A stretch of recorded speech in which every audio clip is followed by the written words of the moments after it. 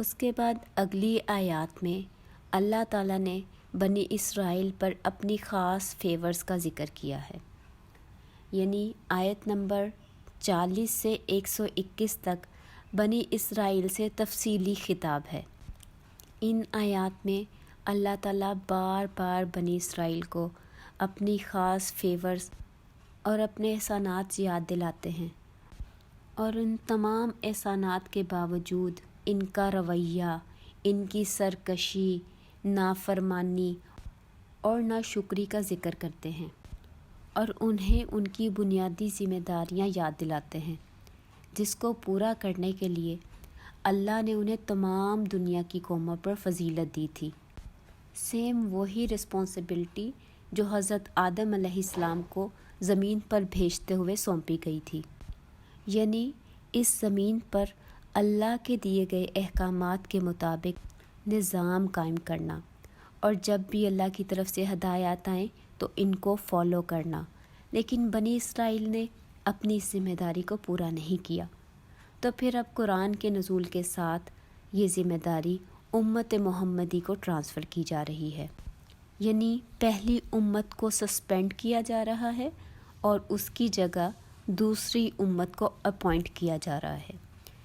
تو ان آیات میں بنی اسرائیل کی معزولی کی وجوہات تفصیل سے بتائی جا رہی ہیں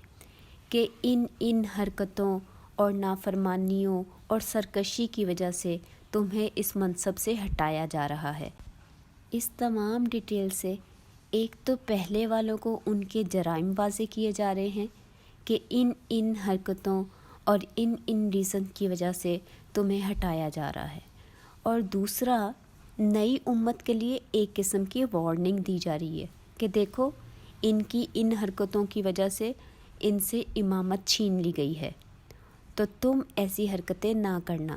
یعنی ان کے طرز عمل کی وجہ سے جس انجام سے وہ دو چار ہوئے ہیں ایسا نہ ہو کہ تمہارا بھی وہی انجام ہو۔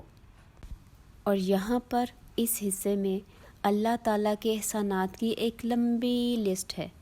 اور ان تمام فیورز کے باوجود بنی اسرائیل کی نافرمانیوں کی بھی ایک طویل داستان ہے جس کو بار بار ایک ہی لفظ، ایک ہی انداز کے ذریعے انہیں یاد دلایا گیا۔ اذکروا یا بنی اسرائیل اذکروا نعمتی اللتی انعمت علیکم وانی فضلتکم علی العالمین، اور تقریباً 10 سے 15 دفعہ اس لفظ کے ذریعے انہیں ماضی کے تمام حالات اور مختلف سچویشنز یاد کروائی گئی ہیں، وہ تمام مواقع جو انہیں عطا کیے گئے تھے، یعنی انہیں بار بار سنبھلنے کے چانسز پرووائڈ کیے گئے جنہیں انہوں نے اپنی ناشکری اور نافرمانی کی وجہ سے ضائع کر دیا۔ اللہ نے اپنی وہ تمام فیورز گنوائیں جو اللہ نے صرف انہیں عطا کی تھیں، لیکن انہوں نے ان نعمتوں کا حق ادا نہ کیا۔ مثلاً فرعون کی غلامی اور ظلم و ستم سے نجات، من و سلوہ اتارا گیا، دھوپ سے بچاؤ کے لیے بادل کا سایہ کیا گیا، اور بے شمار اور نعمتیں کہ اللہ نے تمہیں ایک بار نہیں بلکہ بار بار موقع دیا، لیکن تم نے ہر دفعہ سرکشی کی اور اپنی ناشکری اور نافرمانی کی عادت کی وجہ سے وہ سارے موقع تم نے ضائع کر دیے۔ ان آیات میں بنی اسرائیل کو نعمتوں کی یاد دہانی کروانے کے بعد انہیں دعوت دی جا رہی ہے کہ اس نبی پر ایمان لے آؤ اور ان کے ساتھ نماز میں شامل ہو جاؤ، اپنے رب کے سامنے جھک جاؤ۔ وہ نبی جس کی پیشن گوئی خود ان کی کتابوں میں موجود تھی، اور انہیں پریڈکشن کی وجہ سے بہت سے یہودی قبائل مدینے میں آ کر آباد ہو گئے تھے کہ اس علاقے میں آخری نبی کے آنے کے آثار موجود تھے جن کا ذکر ان کی کتابوں میں کیا گیا تھا، اور پھر ان سے یہ بھی عہد لیا گیا تھا کہ اللہ کی طرف سے آنے والے ہر نبی پر ایمان لائیں گے اور اس کی مدد کریں گے۔ یہ ان کے عہد کا لازمی جز تھا، اور یہ بھی واضح کیا گیا کہ اس آخری نبی کے اوصاف اور خصائل سے یہ اتنی اچھی طرح واقف تھے جیسے کوئی اپنے بیٹے کے بارے میں جانتا ہے۔ اس کے بعد یہودیوں کے اس نسلی اعتراض کے جواب میں حضرت ابراہیم علیہ السلام کا ذکر کیا گیا، اور یہ آیت نمبر 122 سے 162 تک ہے۔ ان آیات میں حضرت ابراہیم کے حالات اور خانہ کعبہ کی تعمیر کا واقعہ بیان کیا گیا، اور پھر اپنی آنے والی نسلوں کے لیے حضرت ابراہیم کی دعا کا ذکر کیا گیا، جس میں انہوں نے اللہ تعالیٰ سے ایک نبی اور امت مسلمہ کے قیام کی دعا کی تھی۔ اور یہاں پہ یہ بھی واضح کیا گیا ہے کہ حضرت ابراہیم صرف ایک اللہ کی عبادت کرنے والے تھے، اور ان کے لیے بھی مسلمان کا لفظ استعمال کیا گیا۔ یہاں پہ یہودیوں کو یہ بتایا جا رہا ہے کہ حضرت ابراہیم جو ابو الانبیاء ہیں، بنی اسرائیل اور بنی اسماعیل دونوں کے جد امجد ہیں، یعنی دونوں کی نسلیں ایٹ دا اینڈ جا کر حضرت ابراہیم سے ہی ملتی ہیں۔ یہاں انہیں یہ سمجھایا جا رہا ہے کہ جس طرح تم لوگ حضرت ابراہیم کی نسل سے ہو، بالکل اسی طرح بنی اسماعیل یہ مکہ کے رہنے والے بھی اسی ابراہیم کی نسل سے ہیں، یعنی تمہارا یہ اعتراض بالکل بے بنیاد ہے کہ یہ آخری نبی کسی دوسری نسل میں کیسے آ گیا۔ یہ وہی ایک ہی نسل ہے تم سب کی، مطلب تم سب ایک ہی دادا کی اولاد ہو۔ اس کے بعد حضرت ابراہیم کے اعلیٰ کردار، آزمائشوں اور بہترین فرمانبرداری کا ذکر کیا گیا کہ کس طرح انہوں نے اپنی پوری زندگی اپنے اہل و عیال سمیت اللہ کے راستے میں ہر چیز قربان کرتے ہوئے گزاری، اور ہر کام کرتے ہوئے اللہ سے التجائیں اور دعائیں مانگتے رہتے تھے، اپنے لیے، اپنے خاندان کے لیے، آنے والی نسلوں کے لیے، اور لوگوں کی خیر خواہی کے لیے، ہدایت کے لیے۔ اور یہی میرے اور آپ کے لیے آئیڈیل ہے کہ اپنی زندگی کو، اپنے خاندان کو، بچوں کو، اولاد کو، سب کو اللہ کے راستے پہ لگا دیں، اور ساتھ ہی ساتھ اللہ سے اس کی قبولیت کی دعائیں مانگتے رہیں۔ جیسے حضرت ابراہیم کعبہ کی تعمیر کرتے ہوئے بھی اللہ سے دعائیں مانگ رہے ہیں، ربنا تقبل منا انک انت السمیع العلیم وتب علینا انک انت التواب الرحیم، کہ اے ہمارے رب ہم سے یہ خدمت قبول فرما لے، بے شک تو سننے والا اور جاننے والا ہے، اور ہم پر مہربانی سے توجہ فرما، بے شک تو توبہ قبول کرنے والا اور رحم کرنے والا ہے۔ اب یہاں پہ غور کریں کہ حضرت ابراہیم اللہ کا حکم پورا کر رہے ہیں، اللہ کے حکم سے اللہ کا گھر بنا رہے ہیں، اور گھر بناتے ہوئے اللہ سے دعائیں مانگ رہے ہیں کہ اس کو قبول فرما لے، اس میں اگر میرے سے کوئی غلطی، کوئی کوتاہی ہو رہی ہے تو اس کو معاف فرما دے، تو توبہ قبول کرنے والا اور رحم کرنے والا ہے۔ اور ہم لوگ اگر کوئی چھوٹا سا بھی نیک کام کر لیں، کوئی ایک نماز بھی پڑھ لیں، تو ہمارا تو فخر ہی نہیں ختم ہوتا۔ کہاں کہ ہم اللہ سے ڈرتے رہیں کہ اللہ سے دعائیں مانگیں کہ یا اللہ اس نیک کام کو قبول فرما لے، کیونکہ نیک کام کرنا کافی نہیں ہوتا، اور وہ اس چیز کی گارنٹی نہیں ہوتا کہ آپ کی یہ نیکی قبول ہو گئی، اس کے لیے بھی اللہ کی رحمت اور اس کے خاص کرم کی ضرورت ہوتی ہے، کیونکہ ہمارا تو کوئی بھی کام پرفیکٹ نہیں ہوتا، ہر کام میں کچھ کوتاہیاں، کچھ غلطیاں ہو جاتی ہیں، تو اس کے لیے اللہ تعالیٰ کا درگزر، اللہ تعالیٰ کی معافی مانگتے رہنا چاہیے۔ اس کے بعد نیکسٹ آیات میں تحویل قبلہ کا ذکر ہے، جو کہ ایک نئی امت کی اپوائنٹمنٹ کی کنفرمیشن کا ثبوت ہے۔ جیسے ایک نئے ملک یا قوم کا اپنا ایک الگ کیپٹل ہوتا ہے، اسی طرح نئی امت کا قبلہ بھی سیپریٹ کر دیا گیا، اور ساتھ ہی ساتھ کعبے کے متعلق بھی کلیئر کر دیا گیا کہ یہ کوئی نیا گھر نہیں ہے، بلکہ یہ پہلا گھر ہے جو لوگوں کے لیے اللہ کی عبادت کے حوالے سے تعمیر کیا گیا تھا، جسے حضرت ابراہیم اور حضرت اسماعیل نے مل کر اس کی پہلی بنیادوں پر دوبارہ تعمیر فرمایا تھا، یعنی یہ پہلے سے وہاں موجود تھا، اس کی بنیادیں موجود تھیں، اور انہی فاؤنڈیشنز پہ حضرت ابراہیم اور حضرت اسماعیل نے دوبارہ اس کو اسٹیبلش کیا۔ یہاں پر حضرت ابراہیم علیہ السلام کے عقیدہ توحید کا اعلان اور اپنی اولاد کو اس کی وصیت کا ذکر ہے، اور اس وقت کے یہود و نصارہ کے باطل عقائد کو واضح کر کے ابراہیم علیہ السلام کے طریقے کو بیسٹ قرار دیا گیا۔ پھر نیکسٹ آیت نمبر 163 سے 242 تک مسلمانوں سے خطاب ہے کہ اے مسلمانوں، تم اقرار کرو کہ تم اللہ پر اور قرآن پر ایمان لائے، اور تمام پہلے انبیاء اور آسمانی کتابوں پر بھی، اور تم صرف اللہ ہی کے فرما بردار ہو، اور جو ذمہ داری بنی اسرائیل سے ٹھیک سے پوری نہیں ہو سکی، اللہ نے اب وہ کام تمہارے سپرد کیا ہے۔ سورت کے اس حصہ میں احکامات اور قوانین ہیں، امت مسلمہ کی شریعت کی مکمل تفصیلات، قبلہ کی تبدیلی، نماز، روزہ، زکوٰۃ، حج، توحید، قصاص، وصیت اور جہاد، اور ساتھ ہی انفاق فی سبیل اللہ کی تاکید کی گئی۔ شراب اور جوے سے منع فرمایا گیا۔ اس کے علاوہ خاندانی زندگی جیسے نکاح، طلاق کے مسائل، نان نفقہ، مہر وغیرہ کی ڈیٹیل بتائی گئی،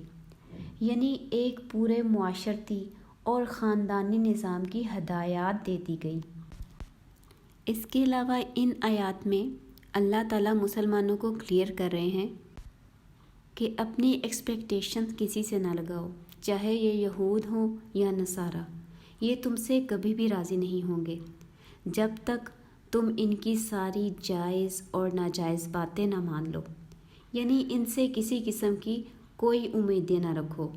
یہ کبھی تمہارا ساتھ نہیں دیں گے اور نہ ہی یہ تمہارے ساتھ سنسیئر ہو سکتے ہیں۔ اگر تم لوگوں کو خوش کرنے میں لگ جاؤ گے تو اللہ کو راضی نہیں کر سکو گے۔ اپنی تمام ایکسپیکٹیشنز صرف اللہ سے ہی رکھو، تمہارے لیے اللہ کافی ہے۔ اور اگر تم لوگوں کو خوش کرنے میں لگ جاؤ گے تو کبھی اللہ کو راضی نہیں کر سکو گے۔ اللہ کے رنگ کو اپناؤ، اسی کے رنگ میں رنگ جاؤ، جیسا وہ چاہتا ہے ویسے بن جاؤ۔ لوگوں کے بارے میں سوچنا چھوڑ دو۔ یہاں پہ اللہ کے رنگ کی بات کی گئی، صبغۃ اللہ، اللہ کا رنگ، اور اس سے بہتر کس کا رنگ ہوگا؟ رنگ سے مراد ہوتا ہے کسی کا لائف سٹائل۔ جیسے عام طور پر ہم بات کرتے ہیں کہ فلاں بندہ تو اس کے رنگ میں ہی رنگا گیا، یعنی بالکل اس کے جیسا ہو گیا، جیسے وہ چاہتا تھا اس کے جیسے اس نے کپڑے پہننے شروع کر دیے، جیسے وہ چاہتا تھا اس طرح اس نے باتیں کرنی شروع کر دیں، اس کی چوائسیز، اس کی پسند، اس کا لائف سٹائل، کھانا پینا، سب کچھ اس کے جیسا ہو گیا۔ جیسے آج کل کی نوجوان نسل کو دیکھیں تو وہ کسی نہ کسی کریکٹر کو، کسی نہ کسی ایکٹر کو فالو کرتے ہیں، اور اسی کے جیسا ہیئر سٹائل، اسی کے جیسے کپڑے، اسی کے جیسے بول چال، ہر چیز اس کو فالو کرتے ہیں، اور اس کو کہتے ہیں کسی کے رنگ میں رنگ جانا، کسی کو پوری طرح اپنے اوپر طاری کر لینا، اس کی ہر بات ماننا، اس کی ہر پسند کو اہمیت دینا۔ تو یہاں پہ مسلمانوں کو تلقین کی جا رہی ہے کہ اللہ کے رنگ میں رنگ جاؤ، جیسا اللہ تمہیں دیکھنا چاہتا ہے ویسے بن جاؤ۔ اللہ تعالیٰ ہمیں بھی اپنے رنگ میں رنگ لے۔ اللہم انی اسألک صبغتک، اللہ سے اس کا رنگ مانگیں۔ یہ بہت بڑی نعمت ہے، اس دنیا میں دل کے سکون اور آخرت کی کامیابی کا ذریعہ ہے۔ اس کے بعد ان آیات میں جو دوسری بات کلیئر کی گئی وہ یہ ہے کہ آرزوؤں اور تمناؤں سے جنتیں نہیں ملا کرتی۔ مطلب کچھ حاصل کرنے کے لیے صرف چاہنا کافی نہیں کہ میں چاہتی ہوں کہ اللہ مجھ سے خوش ہو جائے، میں چاہتی ہوں کہ جنت میں داخل ہو جاؤں، میں چاہتی ہوں کہ رسول صلی اللہ علیہ وآلہ وسلم میری شفاعت کریں، لیکن یہ سب صرف خواہش کرنے سے حاصل نہیں ہوتا، اس کے لیے محنت کرنی پڑے گی۔ چلیں ایک چھوٹی سی مثال سے اس بات کو سمجھتے ہیں۔ میں چاہتی ہوں کہ میرے ایگزامز میں میرے بہت اچھے نمبر آ جائیں، تو کیا صرف چاہنے سے یہ کام ہو جائے گا؟ نہیں، بالکل بھی نہیں۔ اس کے لیے مجھے بہت محنت کرنی ہوگی، مجھے بہت سی کتابیں پڑھنی ہوں گی، پھر پیپر دینے ہوں گے، تب کہیں جا کر میرے اچھے نمبر آئیں گے۔ صرف خواہش کرنے یا چاہنے سے کبھی کوئی چیز حاصل نہیں ہوا کرتی، اور یہ اللہ کا بنایا ہوا اصول ہے۔ اگر میں جنت الفردوس میں اللہ کے رسول اور نیک لوگوں کی رفاقت چاہتی ہوں تو اس کے لیے مجھے عملی طور پر کوشش کرنی ہوگی، یعنی صرف آرزو کافی نہیں جب تک عمل نہ ہو۔ یہی وجہ ہے کہ قرآن میں جہاں بھی ایمان کا ذکر آتا ہے ساتھ ہی عمل صالح کو مینشن کیا جاتا ہے۔ مطلب صرف ایمان لانا کافی نہیں، اس کے ساتھ عمل ہونا بھی ضروری ہے۔ اس کے بعد زندگی میں پرائیورٹی کی اہمیت کو واضح کیا گیا کہ ہر ایک کی زندگی میں کوئی نہ کوئی پرائیورٹی ہوتی ہے۔ جیسے مثال کے طور پر کچھ خواتین کو اچھے کپڑے پہننے کا شوق ہوتا ہے، وہ اچھے اچھے ڈریسز کلیکٹ کرتی ہیں، اس کی کلیکشن بناتی ہیں۔ کچھ خواتین یا کچھ گھر والے ہوتے ہیں جن کی نظر میں ایجوکیشن بہت اہم ہوتی ہے، تو وہ اپنے سارے ریسورسز اپنے بچوں کی ایجوکیشن پہ لگا دیتے ہیں۔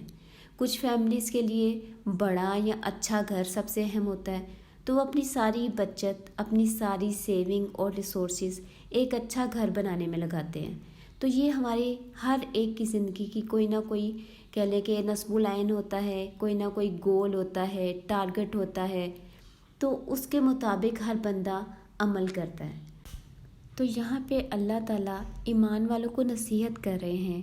کہ تم لوگ نیک اعمال کو اپنی پرائیورٹی بنا لو۔ پھر مسلمانوں کو مشکل حالات میں صبر اور نماز کے ذریعے مدد مانگنے کی تلقین کی گئی، اور اللہ کے ساتھ کی یقین دہانی کروائی گئی کہ اللہ ثابت قدم رہنے والوں کے ساتھ ہے۔ اس کے بعد ہدایت کی گئی کہ وہ اللہ کے راستے میں جان دینے والوں کو، یعنی جو لوگ اللہ کے راستے میں شہید ہوتے ہیں، ان کو مردہ نہ کہیں، اور کلیئر کیا گیا کہ وہ تو زندہ ہیں اور ان کو رزق بھی مل رہا ہے، لیکن اس چیز کا تم لوگوں کو علم نہیں ہے، اس لیے اللہ تعالیٰ نے یہ چیز واضح کر دی۔ انہی آیات میں ایک آیت بر کہلاتی ہے، یعنی آیت نمبر 177۔ اس میں نیکی کی اصل حقیقت واضح کی گئی کہ نیکی کا اصل تمہارے دل کا عقیدہ اور عمل ہے، یعنی تمہارے دل میں کتنا خلوص ہے۔ اس ایک آیت میں اللہ تعالیٰ نے ایمانیات، اخلاقیات، معاملات اور عبادات سب کو جمع کر دیا، اور یہ واضح کر دیا کہ اس میں سے کوئی ایک کام کر لینا نیکی نہیں۔ اصل چیز تو ان تمام باتوں کا مجموعہ ہے جو مطلوب ہے۔ مطلب یہاں پہ یہ چیز واضح کی گئی کہ صرف ایک کام کر لینا کافی نہیں۔ مثال کے طور پر اگر کوئی بندہ 5 وقت کی نمازیں پڑھ لیتا ہے تو وہ سمجھے کہ وہ کامیاب ہو گیا یا وہ بڑا نیک ہے، تو یہ بات غلط ہے، یہ تصور ٹھیک نہیں، بلکہ اس کو اپنی زندگی کے تمام معاملات میں اللہ کی فرما برداری اور اللہ کی پسند کو پرائیورٹی دینی ہوگی۔ اسی سلسلے میں اس آیت میں سب سے پہلی چیز ایمان بتائی گئی کہ اللہ اور رسول، کتابوں، فرشتوں اور آخرت پر ایمان لانا۔ دوسری چیز اس کے راستے میں اللہ کی رضا اور خوشنودی کے لیے انفاق کرنا، اپنے رشتہ داروں پر، قرابت داروں پر اور ان کے ساتھ معاملات، وعدوں کی پاسداری اور ان کے رویے پر صبر، اور پھر اس کے بعد عبادات کا نمبر آتا ہے، نماز اور زکوٰۃ وغیرہ۔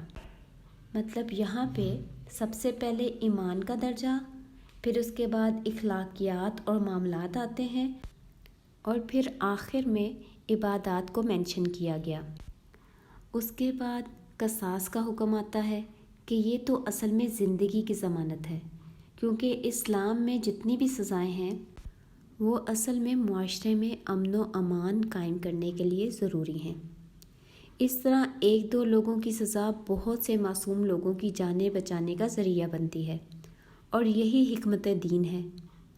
اس کے بعد روزوں کی فرضیت اور ان کا اصل مقصد بتایا گیا۔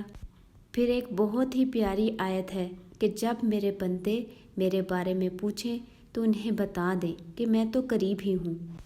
اور میں ہر پکارنے والے کی دعا قبول کرتا ہوں، بس انہیں بھی چاہیے کہ میرے احکام مانیں تاکہ یہ کامیاب ہو جائیں۔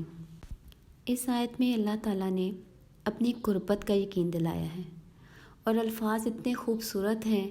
کہ یہ عربی سمجھنے یا عربی گرامر کے بعد اتنا مزہ آتا ہے کہ انشاءاللہ جب میں ایک ایک آیت ایکسپلین کروں گی رمضان کے بعد تو اس میں یہ ڈیٹیل ہم شیئر کریں گے۔ پھر نیکسٹ آیات میں قتال فی سبیل اللہ کے احکامات ہیں، اور یہ واضح کیا گیا ہے کہ قتال فتنے سے بہتر ہے، یعنی اگر زمین میں کہیں فتنہ برپا ہو اور قتال نہ کیا جائے تو وہ فتنہ اس سے زیادہ شدید نتائج پیدا کرتا ہے، لہٰذا اللہ کی خاطر اس کے دین کو قائم کرنے کے لیے ہر وقت جہاد کے لیے تیار رہنا چاہیے۔ آگے چل کے حج اور عمرے کے حوالے سے کچھ ڈیٹیل بتائی گئی ہیں، اور 2 قسم کے لوگوں کا ذکر کیا گیا ہے۔ ایک وہ جن کی تمام کوششیں ساری زندگی صرف دنیا کے حصول کے لیے ہوتی ہے، یعنی جن کا مین فوکس یہ دنیا اور اس کی آسائشیں ہوتی ہیں۔ ایسے لوگوں کے حوالے سے کلیئر کیا گیا کہ ان کا آخرت میں کچھ حصہ نہیں ہوگا۔ اس کے برعکس دوسرے ایک گروپ کا ذکر کیا گیا کہ کچھ لوگ ایسے ہوتے ہیں جو اپنے آپ کو اللہ کی رضا میں کھپا دیتے ہیں، یعنی اپنی اپنی جگہ پر جو بھی کر سکتے ہوں، جن سے اللہ راضی ہوتا ہے، جو بھی ممکن ہو، بس اسی دھن میں لگے رہتے ہیں۔ ایسے لوگوں کے لیے اللہ تعالیٰ دنیا اور آخرت دونوں جگہوں کی بھلائیاں عطا فرماتا ہے۔ اللہ تعالیٰ ہمیں ایسے لوگوں میں شامل فرما لے، آمین۔ اس کے بعد تمام مسلمانوں کے لیے اعلان عام ہے کہ اے لوگو جو ایمان لائے ہو، اسلام میں پورے کے پورے داخل ہو جاؤ، مطلب زندگی کے ہر گوشے میں اسلام نافذ کر لو، اپنی گھریلو زندگی، دوستیاں، رشتہ داریاں، کاروباری معاملات، ہر کام کو اللہ کے دین کے مطابق ڈھال لو۔ پھر ایک سوالیہ انداز میں اپنے اعمال پر غور کرنے کی دعوت دی جاتی ہے کہ کیا تم لوگ سمجھتے ہو کہ جنت میں یوں ہی داخل ہو جاؤ گے؟ جنت کا حصول اتنا آسان نہیں، اس کے لیے بہت محنت اور بہت کوشش کرنی پڑتی ہے، بہت سی آزمائشیں اور مشکلات آتی ہیں، پھر کہیں جا کر جنت میں انٹری پاسبل ہوتی ہے۔ پھر اگلی آیات میں خرچ کرنے کے حوالے سے ترتیب بتائی گئی کہ سب سے پہلے ماں باپ پر خرچ کرو، پھر رشتہ داروں پر، مسکینوں پر، یتیموں اور پھر مسافروں پر۔ اس کے بعد کہا گیا کہ جو بھی تمہاری ضرورت سے زائد ہو وہ خرچ کر ڈالو۔ اب اللہ نے تو یہ بات ہمارے سامنے رکھ دی، اس پر سوچنا ہم نے خود ہے کہ ہماری زندگی میں وہ کون سی چیزیں ہیں جو ہماری ضرورت سے زائد ہیں، جو ہم سنبھال کے رکھے ہوئے ہیں۔ کتنے کپڑے ہیں، جوتے، برتن اور بے شمار ایسی چیزیں ہوتی ہیں جو صرف اسی خیال سے رکھے چھوڑتے ہیں کہ شاید کہیں کبھی ضرورت پڑ جائے، اور وہ سالوں سال یوں ہی پڑی خراب ہو جاتی ہیں۔ بعض اوقات فریج میں کھانے کی چیزیں ضائع ہو جاتی ہیں۔ تو ہم سب کو آج سے یہ کوشش کرنی ہے کہ ضرورت سے ایکسٹرا جو بھی ہو اسے کسی دوسرے کو دے دیں، شاید وہ اس کے کام آ جائے اور اللہ اسے ہمارے حق میں قبول فرما لے۔ پھر اگلی آیات میں عائلی زندگی کے متعلق احکامات آتے ہیں، یعنی نکاح، عدت، بیوہ عورت کے حوالے سے بہت سے احکام ہیں جو سورہ نساء میں بھی آئیں گے، لیکن ان تمام معاملات کے حوالے سے اللہ تعالیٰ یہاں بار بار ایک بات کی طرف توجہ دلاتے ہیں کہ اللہ کا تقوی اختیار کرو، کیونکہ انسانوں کے جتنے بھی آپسی معاملات ہیں ان کے اندر لچک اور بھلائی کا ماحول تبھی پیدا ہوگا جب سب لوگ اللہ سے ڈرتے ہوئے انہیں نبھائیں گے اور ایک اچھا معاشرہ وجود میں آئے گا۔ آگے چل کر رضاعت اور عورت کے نان نفقے کا ذکر آتا ہے، اور پھر قرض حسنہ کی اہمیت کو واضح کیا گیا۔ یہ بتا دیا گیا کہ اس میں فائدہ قرض دینے والے کا ہے جو خلوص نیت سے صرف اور صرف اللہ کی خوشنودی کے لیے کسی دوسرے کی مدد کرتا ہے۔ مینس یہ ایک ایسی انویسٹمنٹ ہے جس میں کبھی کسی نقصان کی کوئی پاسبلٹی نہیں ہے۔ مطلب کوئی بھی کام جو صرف آپ خالص اللہ کی رضا کے لیے کریں، دنیا میں اس کے چاہے کوئی نتائج حاصل ہوں یا نہ ہوں، آپ کو کوئی فائدہ ملے یا نہ ملے، لیکن اللہ تعالیٰ کی طرف سے وہ نیک عمل لکھ دیا گیا جو خالص اس کی رضا کے لیے کیا جائے، اس میں کبھی آپ کو نقصان نہیں ہوگا۔ اس کے بعد قوموں کے عروج و زوال کے حوالے سے اللہ کے حکمت سے بھرے ہوئے ایک ضابطے کی طرف اشارہ ملتا ہے کہ اللہ ایک گروہ کو دوسرے گروہ کے ذریعے ہٹاتا رہتا ہے تاکہ زمین کا نظام چلتا رہے۔ یعنی بتانا یہ مقصود ہے کہ سب کچھ اللہ کے اختیار میں ہے، کیسے وہ دنیا کی بڑی سے بڑی سپر پاور کو ان کے مقام سے نیچے اتار پھینکتا ہے۔ اس کے بعد اگلی آیات یعنی آیت نمبر 243 سے 283 تک، ان آیات میں خانہ کعبہ کو مشرکوں سے آزاد کروانے کے لیے مسلمانوں کو جہاد پر ابھارا گیا، انفاق پر مزید زور دیا گیا، اور انہی آیات میں قرآن کی ایک عظیم الشان آیت کے مقام پر ہم پہنچتے ہیں، اور وہ ہے آیت الکرسی۔ انتہائی خوبصورت اور جامع آیت ہے۔ اس میں اللہ کی بہت سے اسماء اور صفات بیان کیے گئے ہیں اور ایک انتہائی اہم عقیدے کی وضاحت کی گئی ہے کہ قیامت والے دن اس کے سامنے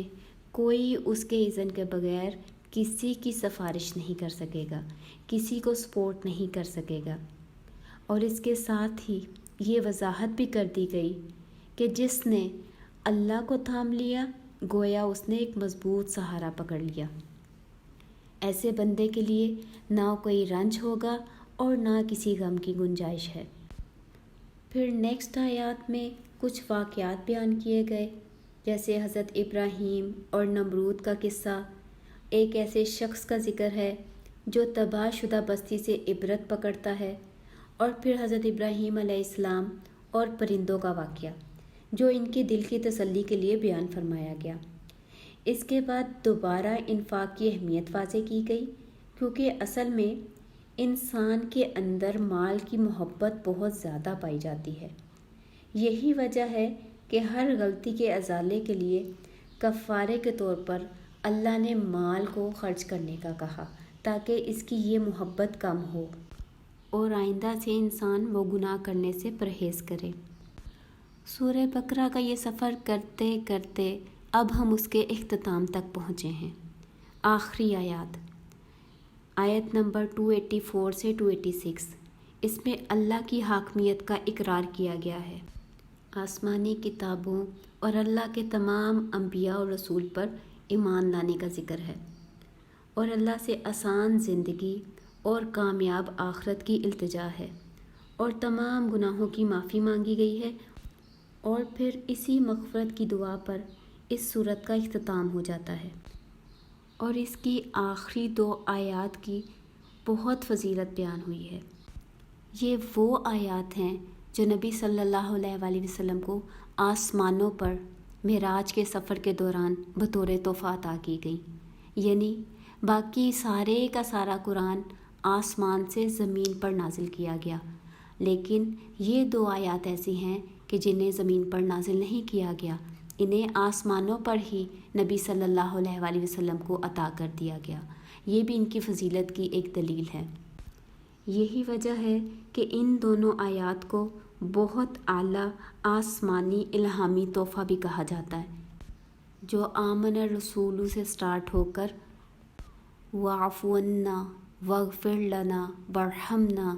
أَنْتَ مَوْلَانَا فَانْصُرْنَا عَلَى الْقَوْمِ الْكَافِرِينَ اس پر ختم ہوتی ہے۔ اس صورت میں بہت سی دعائیں ہیں، ان میں سے جو میں ٹریس کر سکی یا جن کو میں نے لکھا ہے وہ میں آپ لوگوں سے شیئر کروں گی انشاءاللہ آیت نمبر کے ریفرنس کے ساتھ، اور جو اس کے احکامات اور بچنے کے مقامات ہیں وہ بھی میں آپ سے ریٹن فارم میں شیئر کر لوں گی۔ اور انشاءاللہ جب ہم رمضان کے بعد اپنے ڈیٹیلڈ جرنی کا آغاز کریں گے قرآن کے حوالے سے، تو پھر ہم ایک ایک آیت کو، ایک ایک دعا کو، ایک ایک حکم کو ڈیٹیل میں سمجھیں گے اللہ کی توفیق سے انشاءاللہ۔ تو یہ تھی ہماری سورہ بقرہ کا خلاصہ۔ سبحانک اللہم و بحمدک نشہد ان لا الہ الا انت و نستغفرک و نتوب الیک۔